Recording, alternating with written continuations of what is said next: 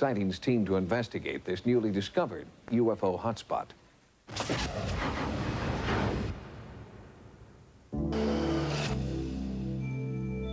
For more than 2 years now, the jungles of northeastern Brazil have played host to throngs of pilgrims, people who travel from all over the world to the small town of Baturite.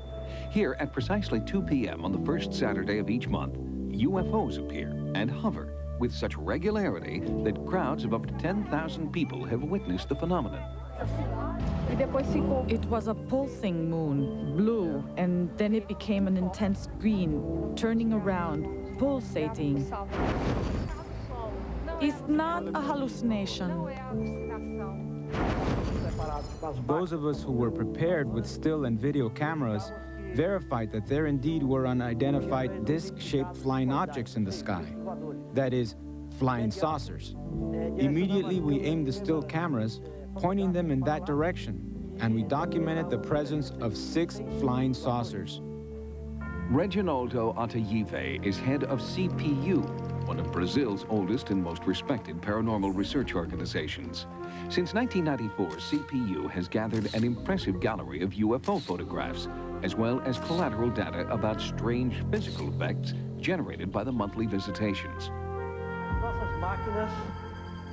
On the first day of October 1994, when we photographed the UFOs, our equipment detected a very strong electromagnetic field. The static in the atmosphere increased to a frightening level, and it made the hair of those 6,000 people stand on end. At the same time that CPU was studying the UFOs from a scientific point of view, word spread throughout Brazil that what was happening in Baturite was a religious miracle, a modern-day appearance of the Virgin Mary. I don't understand anything about ufology. I couldn't say I'm here with the faith that it's something from God. I felt the presence of the Lord. The only ones who don't feel it are the ones who don't have faith. The Virgin speaks to us through the sun. Some scholars have compared UFO apparitions to apparitions of angels and saints and the Virgin Mary. John Saliba is a professor of religious studies at the University of Detroit. He has written several papers on the various religious interpretations of the UFO phenomenon. They come to warn us of disaster. They come to give us spiritual advice.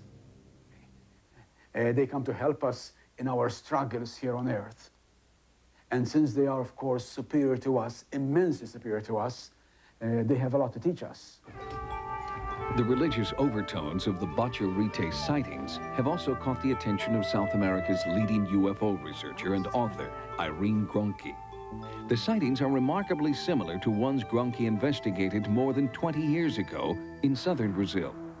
A little girl of 5 watched a UFO emitting a beam of light to the opposite side, where her mother and sisters were watching the clouds and saw Jesus Christ sitting and Our Lady. But it was a hologram. It was not the real thing. Granchi is now working with Reginaldo Athayde and CPU on the Baturite sightings. It is a unique cooperative effort, exploring the UFOs here from both scientific and spiritual perspectives. The religious people were very resentful of the scientific people, and vice versa. The society I direct, which is CISNY, we study the 2 sides, and we are more prone to accept scientists together with mysticism.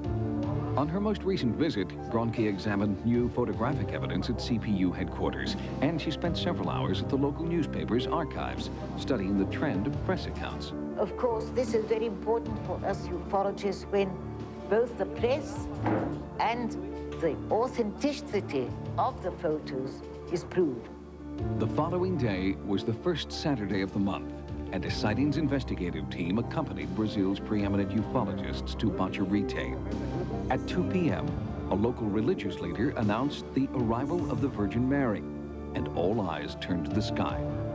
Although no one on our team nor anyone in the Brazilian contingent saw any UFOs, many people in attendance were sure that they had had a supernatural vision. It was the pupil of the Virgin Mary, from the eye of the Virgin Mary.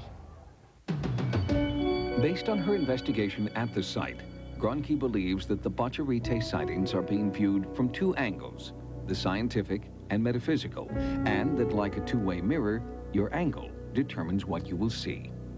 I believe that throughout the ages, our extraterrestrial superior beings have been trying to teach mankind progress in ethical codes and have used the means proper to the state of preparation that they found the populaces in. They are now trying to take us a step further. That is why it's so important that Athayde photographed what was seen in the clouds, which was not an image of Jesus Christ or our Virgin Mary, but really UFOs.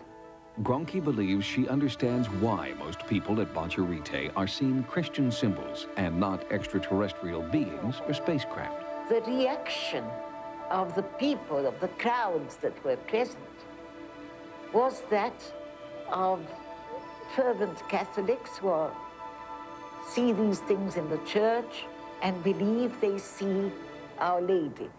That shows you that all this information they've had throughout the centuries is very well ingrained into people's subconscious.